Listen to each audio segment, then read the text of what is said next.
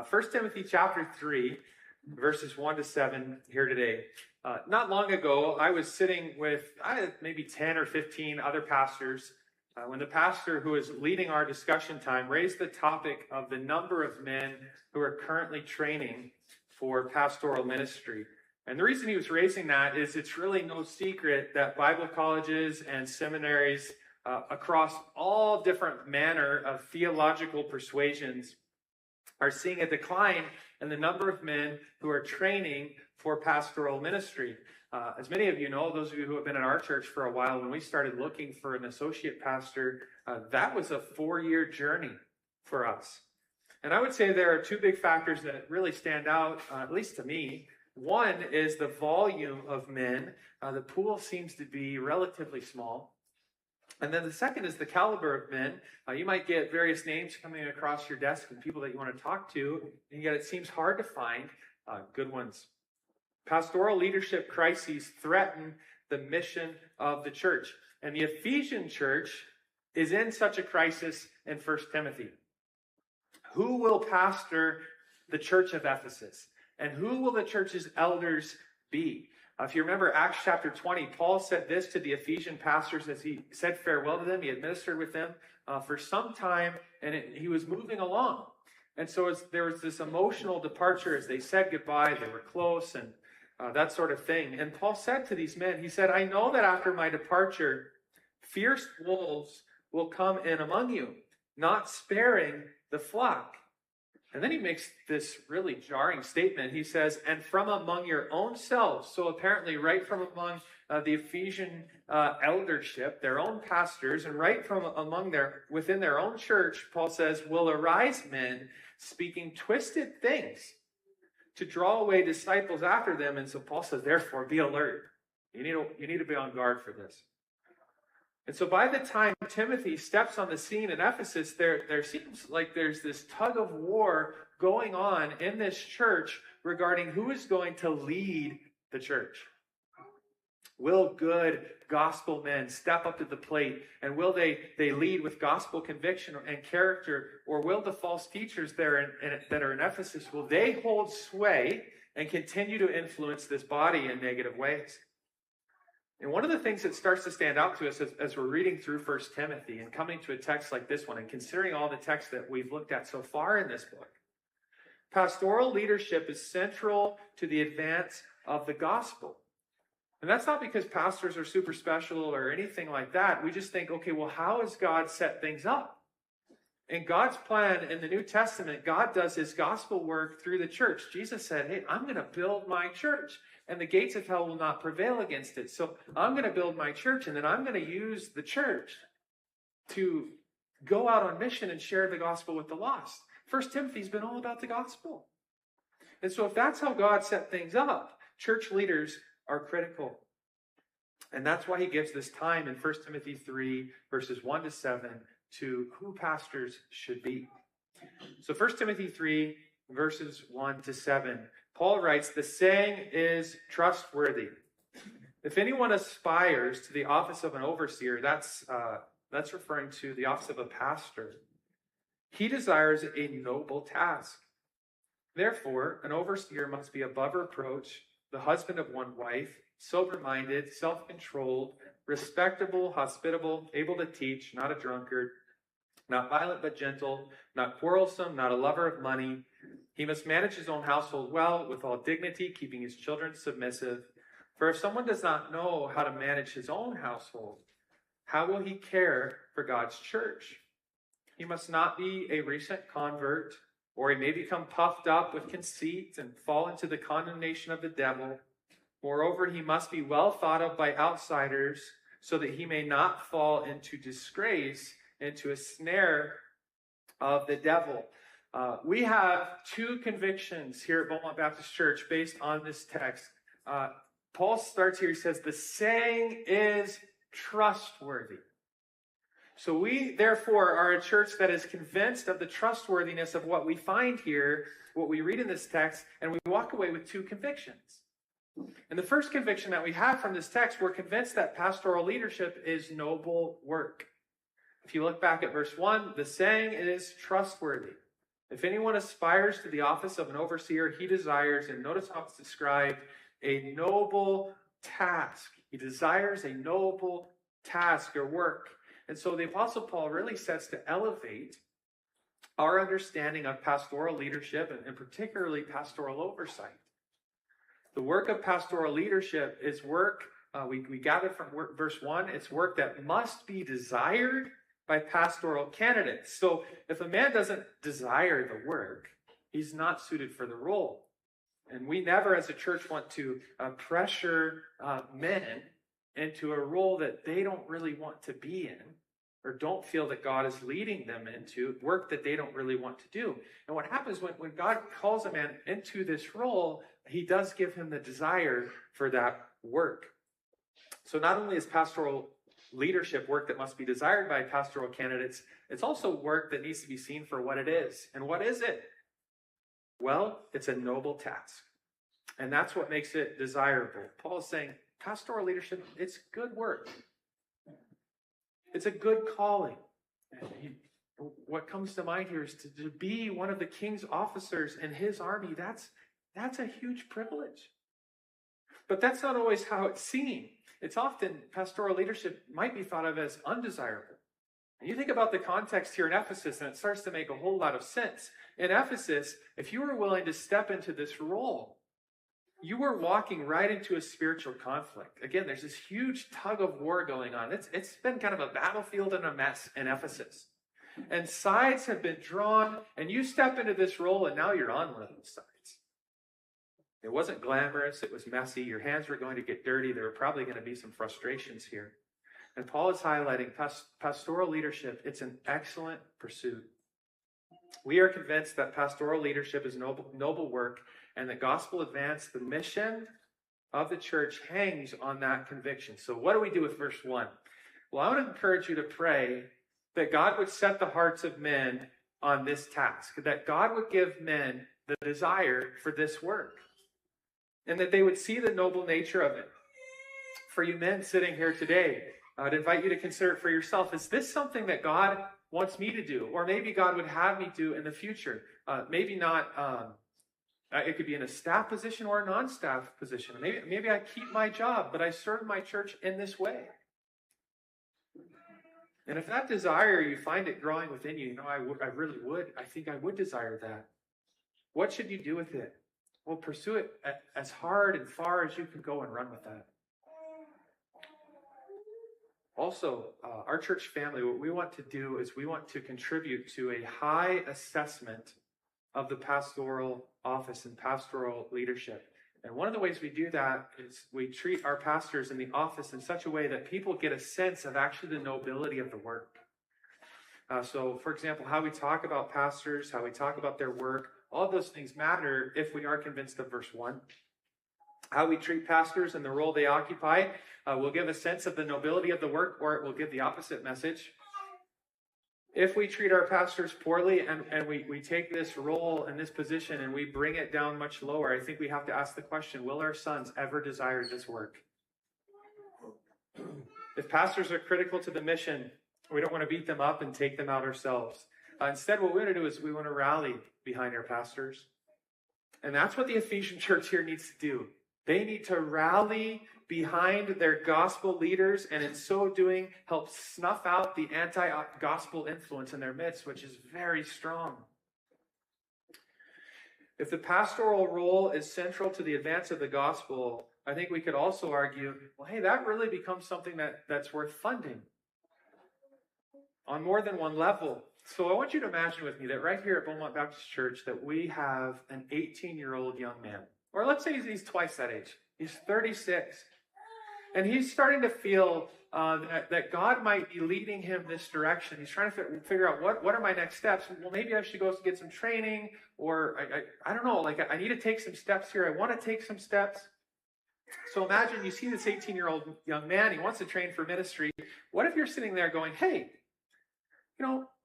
this seems like a good guy. And I can see some potential there. Obviously, time's going to tell.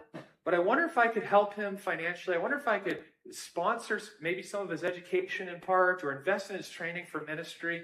Can I do anything to help him pursue this calling? That is the kind of investment that I would argue that could really pay off. Or maybe you can't actually financially contribute to that, but hey, I could help him get a job so that he can keep running down this road. It's the kind of investment that could really, really pay off. Not always, but the potential is huge. And then supporting those men who are already doing the work. It's a simple fact that we fund those things that we believe are valuable. And so here's what healthy churches do. Healthy churches joyfully fund pastoral work.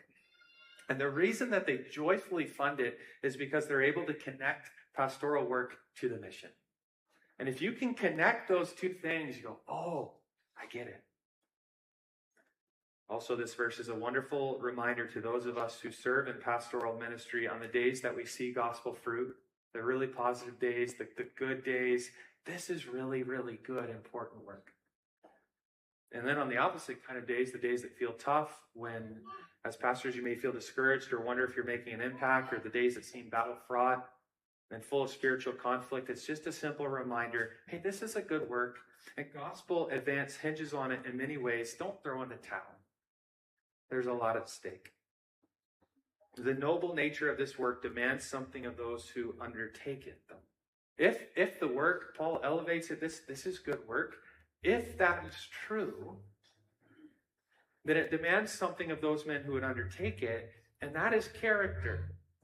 Notice what Paul doesn't say, though. In the next few verses, he doesn't launch into, okay, so what the church needs now is super gifted men. He doesn't start speaking of charisma, giftedness, education, personality, or anything like that. He goes, let's talk about character. And that becomes our second conviction. We are convinced that pastoral leadership requires character. Verses 2 to 7 just list 15 descriptors of godly character of those who would occupy the pastoral office. And the text is so clear that all of these things, they're not optional, but required. We read that an overseer must be, and it's not that he must be most of these things. He must be 13 out of the 15. He must be all of these things. However, these characteristics are not extraordinary things. They're actually very simple. Simple Christ-likeness. D.A. Carson said this: the list of qualifications for elders is remarkable for being unremarkable. They're the same traits that should be present in the life of every Christian. You and I are often captivated by men who seem to be remarkable. We notice someone with talents and gifts and abilities, and we go, that's the guy. And yet God is looking for relatively unremarkable, ordinary men who reflect the character of Christ. That's who he's looking to lead his church. And so let's work through these 15 characteristics. The first one, he must be above reproach in verse 2. So with this, we're talking about his reputation.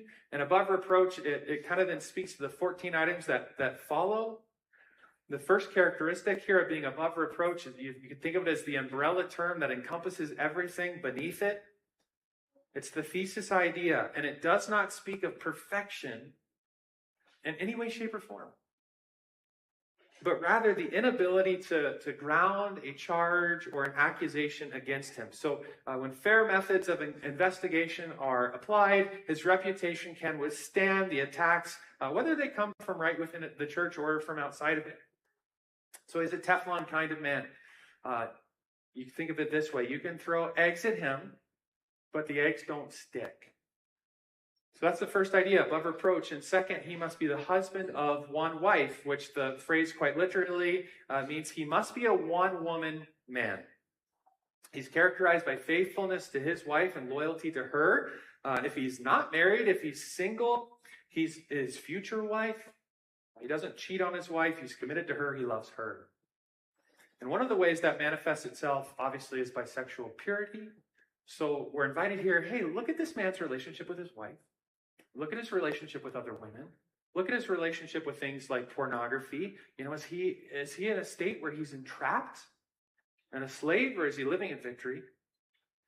This language of being a one-woman man, it does not forbid single men. It does not forbid widowers who are then remarried. It would certainly forbid a polygamist. I think that's probably obvious. And then the next three characteristics here refer to a man's self-mastery, which is we hear that language and we think, wow, good job, man. But this is actually the work of the Holy Spirit in his life. He must be, number three, sober-minded. It's the idea of clear-headed. He thinks things through. He's well-balanced in his thinking and assessments. He maintains command of his reason. He's watchful and observant of the things going on around him. He's not aloof. He exercises sound judgment. I think this is the kind of thing that you tend to notice it when it's not there. Number four, he must be self-controlled. He characteristically exercises self-control over his speech. He doesn't just say whatever comes to his mind in a moment. In his behavior, he restrains himself. And with the idea of restraint, he has the ability to say no to himself and other people. His impulses, he's not driven by those. The wind does not carry him wherever he goes. His emotions, he's not ruled by those. He doesn't let them get out of control. And his thoughts, he's in control of those too, by the grace of God. They don't run wild, free, and unchecked for long, long periods of time. Number five, he must be respectable. People think highly of him for how he carries and conducts himself. Number six, he must be hospitable. The original word here, it's the idea of loving strangers. People that he doesn't actually even really know and have a long-term relationship with. I think one thing that we take away from this is that his home is not simply his castle, but it's a place of refuge and rest for other people. So to the degree that he's able, he opens up his home. He invites people to his table, and he's a joyous host. He notices newcomers to the church body. He takes an interest in them. He has a pattern in his life of meeting the needs of other people. And number seven, he's able to teach. This is the ability to handle the scriptures. And when I have a feeling when we hear that, we think of something very specific. We think of actually probably what I'm doing right now in this moment. But I think we need to think much broader than that. We think beyond the pulpit. So regardless of if a man spends a lot of time behind a pulpit or not, he has the ability and skill to teach the scriptures, which is not first and foremost oratory kind of skill. The ability to teach the scriptures, I would argue, it hinges on two things. If you're going to be able to teach them, you have to know them, right? You have to grasp the content. And so this man, he knows his Bible. He might not be seminary trained, but he does know his Bible because he spent a lot of time in it, and he spent a lot of time with the God who wrote it. The Bible is a big deal to this man. And the second thing is just the skill to relay it and apply it to others, to bring it to bear. So here's what it says, and here's how that touches everyday life, or here's the decision, and so here's God's word, and here's how it comes to bear upon this decision. He can defend the faith. And if a man doesn't have that ability, you don't want him leading God's church. You don't want him leading God's church from the pulpit. You don't want him leading God's church from behind the pulpit where the elders gather and make decisions. Anybody who's in eldership, you want them thinking Bible as they lead the church. By the way, as I think I've already implied, none of this hinges on a Bible college or seminary education, though many pastors are privileged and afforded the opportunity to study in that context. And number 8, he must not be a drunkard. That's simple enough. This prohibition, it's not a prohibition against all alcohol, but rather forbidding drunkenness and addiction to alcohol, those things, not okay. And I think we could take from this that pastoral leadership and substance abuse, you just can't really put those things together. They don't mesh. And next we turn our attention with the 9th thing to his temperament. He must not be violent. I don't know what you think of when you think of that word. Maybe you think of things like anger and pushing and shoving and punching, striking. Maybe you think of verbal, physical abuse. In short, I think we could summarize this and go, hey, this man, he's not a giver of blows, either with his lips or with his fists. He doesn't lose it when he doesn't get his way or is provoked by other people. Psalm 141, verse 5, the psalmist said this. He said, let a righteous man, and he says, strike me. It is a kindness. Let him rebuke me. It is oil for my head. Let my head not refuse it. And what we find here, when you take some of these verses and you put them together, there is a biblical way, I could probably even argue, a loving way to strike a brother. But there's also a sinful way. And this man knows the difference between those two things. Behind any blow he deals is kindness and Christ-likeness and seeking the good of another person. And pastoral leadership requires the ability actually to say hard things, and probably to say hard things often, and do it in godly ways. Number 10, kind of the opposite of the violent idea. He must be gentle. So he's not characterized as being harsh, unreasonable. Instead, he's reasonable, he's courteous, he's compassionate. In many ways, you might describe him as tolerant to some degree, meek, yielding, conciliatory, kind. And catch this, he's all that without compromise.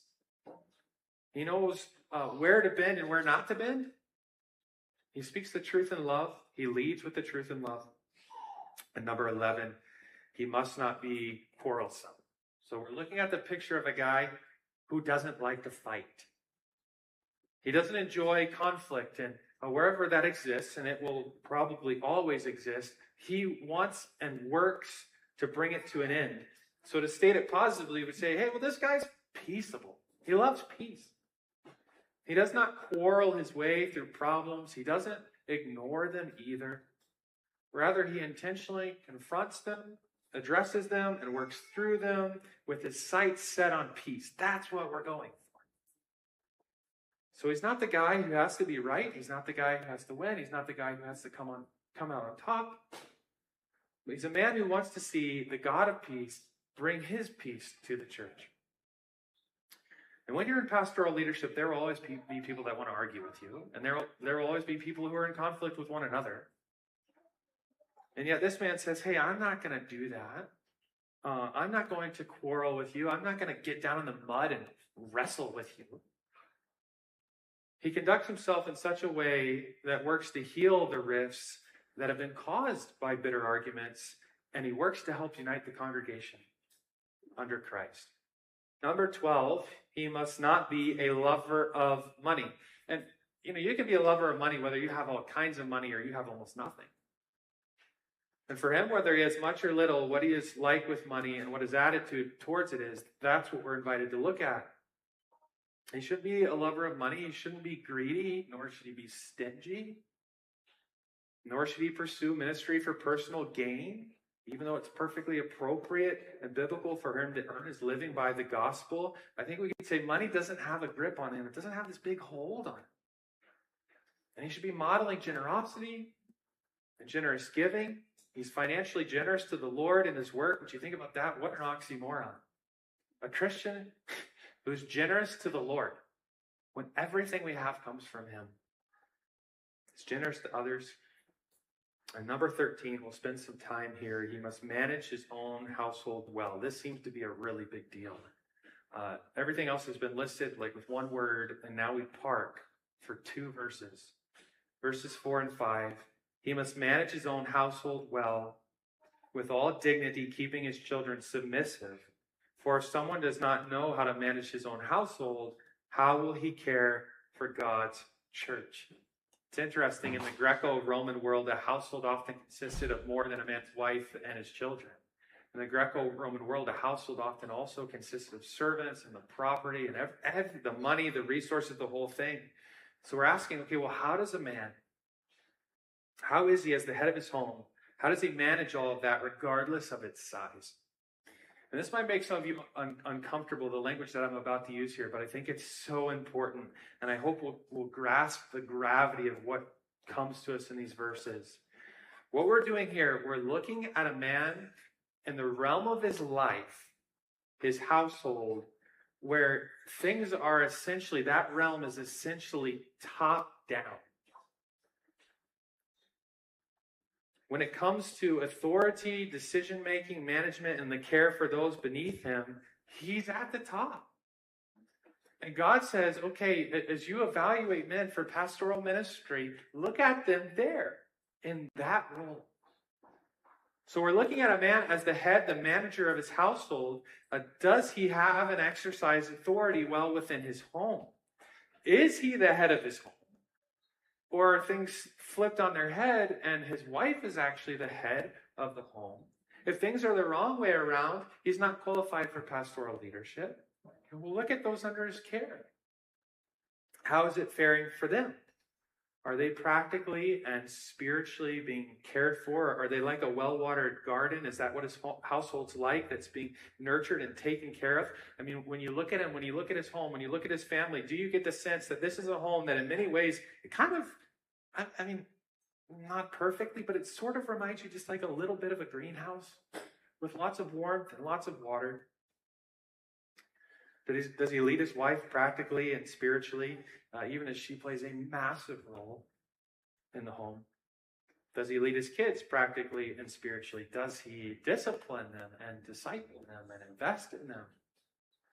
Or are they characteristically unruly? Do they understand that their father is in charge and they live happily beneath that? They demonstrate that? Does he responsibly manage the resources and opportunities that have been entrusted to him in his home? Does he lead and manage the household alone? All in his own wisdom because he's the guy all the way up there at the top? Or does he lean heavily and humbly upon the wife that God has blessed him with? I think these things, that they're a very good indicator of how he's going to work, say, with other elders. Is he going to be the type of guy that can sit at a table with other pastors and play as a team? Does he shoulder the weight of the home in a way that shelters his wife from unnecessary strain? Does his family just run ragged, like way too fast, going way too strong all the time? Do they live in an unhealthy form of chaos? Does he work way too many hours to the point that he neglects his household and his family? Or does he simply neglect it out of his own self-interest and hobbies? And by the way, this is not; these are not like special qualifications just for pastors. This is just simple. We want all of our lives to look like this by the grace of God. And special attention here is given to his children, those within his household, whether they are believers or not. We read of his children with all dignity, keeping his children submissive. So that desired effect is achieved actually in a dignified way. So his children aren't submissive because he yells at them in rage or anger or manipulates them or anything like that. He exercises his authority with dignity and respect. And so right there, we're back to kind of this top-down idea. We're looking at the way a father exercises his authority in the home, and generally speaking, it would seem that his children respect him and submit to his leadership. Also, one of the things that's implied here is that this man is willing, if need be, to put his foot down. He will say, no, that's not going to happen here in our home. Enough of that? That's not going to fly here. He's been telling his children no since they were 6 months old, and he's willing to do that with his 17-year-old as well. And of course, all of this becomes very important because of the connection to God's household. That's the line that God's going to draw in this text. Look at verse 5. For if someone does not know how to manage his own household, well then, how will he care for God's church? We read that the church is the household of God. And a man's management of his own household is one of the best indicators of his suitability to manage God's household, the church.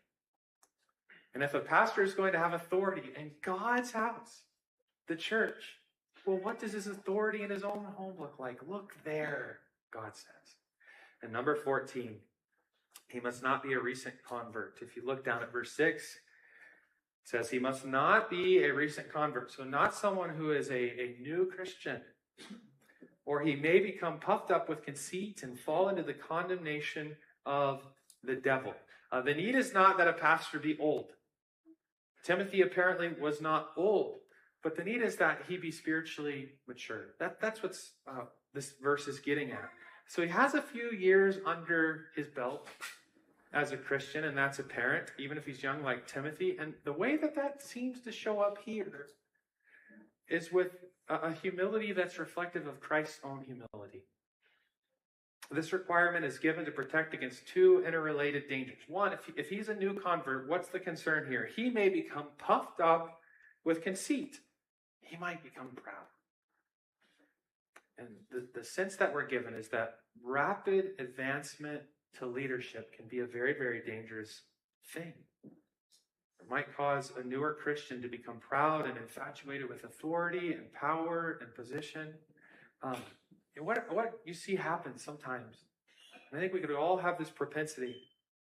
Many men and many people actually think very little of themselves. They're very humble, they're very teachable, until they occupy a position. And then things change. At one point, they would listen, you could teach them, and so on, and then they occupy a position, and things turn on their head. A new convert could get into a position like this, and he now thinks, hey, I've reached a certain status level, and I did so quickly, maybe even a spiritual status level. And he starts to change. He loses that humility that he once had, and it's gone. And as a result, danger number 2 comes into play. He falls into the condemnation of the devil. In other words, he receives the same condemnation that the devil received for his pride. It's a huge danger when a man's platform grows and expands beyond his character. One person noted that humility seasoned by experience is an indispensable qualification for eldership. As you think about our church and who you want to lead it, don't you just want men who walk with Jesus and you see that humility in their life and leadership? And finally, the 15th item on the list, he must be well thought of by outsiders. So verse 7, moreover, final thing here, he must be well thought of by outsiders so that he may not fall into disgrace, into a snare of the devil. So the idea here, he's regarded well in his community. He has a good reputation, specifically among non-Christians, unbelievers. So now you start looking at his life and you go, well, who does this guy work with and what do they think of him? What does his boss think of him? Anybody that he's done jobs for, what do they think of him? What about his neighbors? What have their interactions with him been like? Family, friends, extended family. And what this verse says, I think this is fascinating. It talks about the devil, Satan, setting a snare, a trap. He takes immense pleasure in disgracing God's work by trapping pastors in sin. Satan just loves this. And he traps pastors in sin, and he doesn't just do that before their own local congregation. Satan traps pastors in sin before a world of unbelievers who are watching. They're seeing all that on a stage. And the concern here is very evangelistic.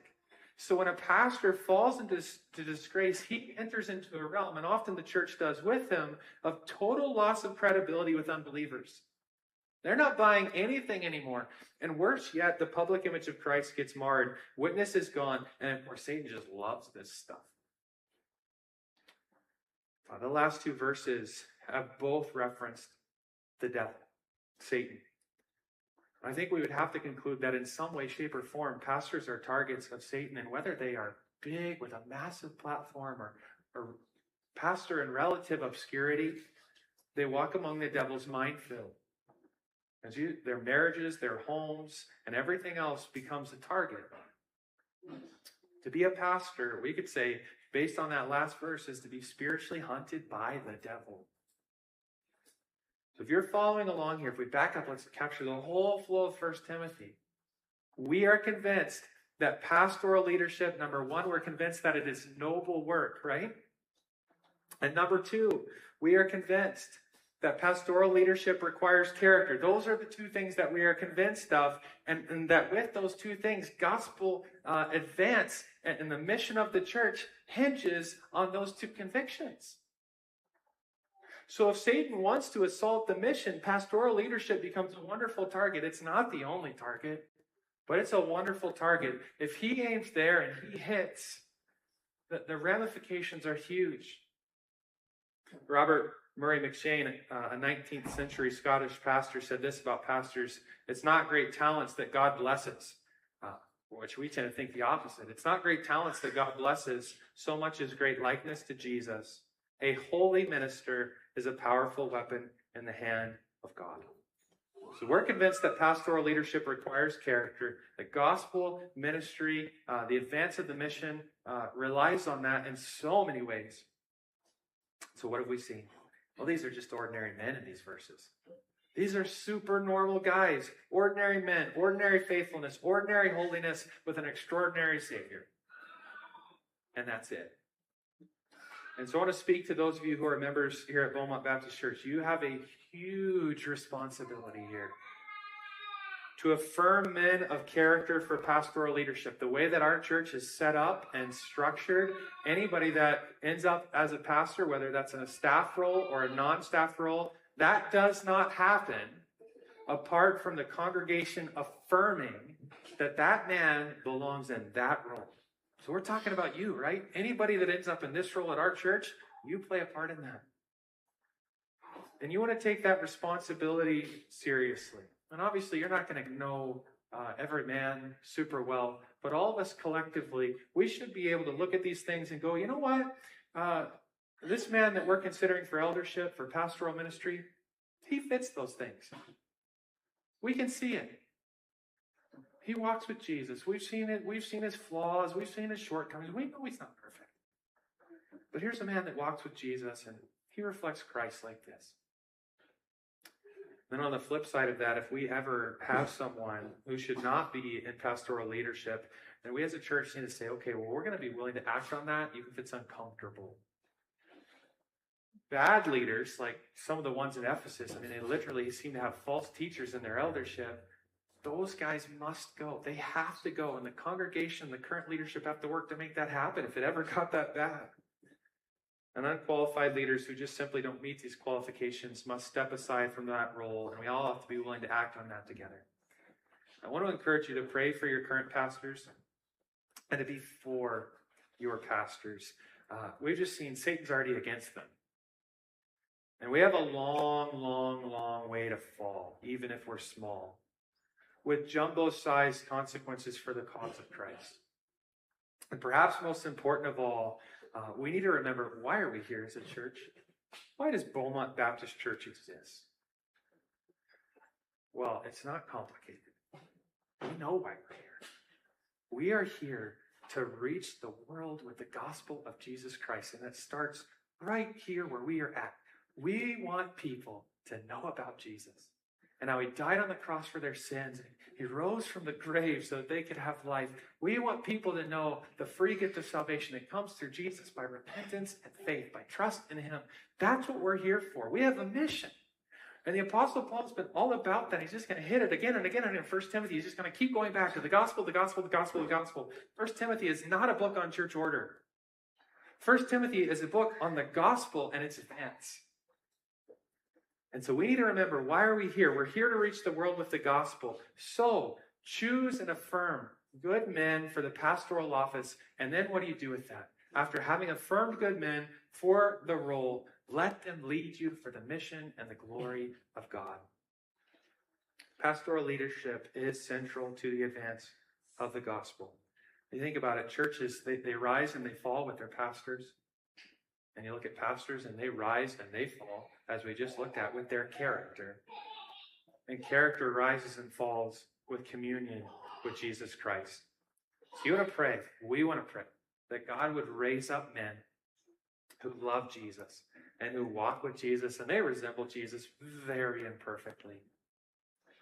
And they lead his people until Jesus, the chief shepherd, appears in all of his radiant glory from heaven.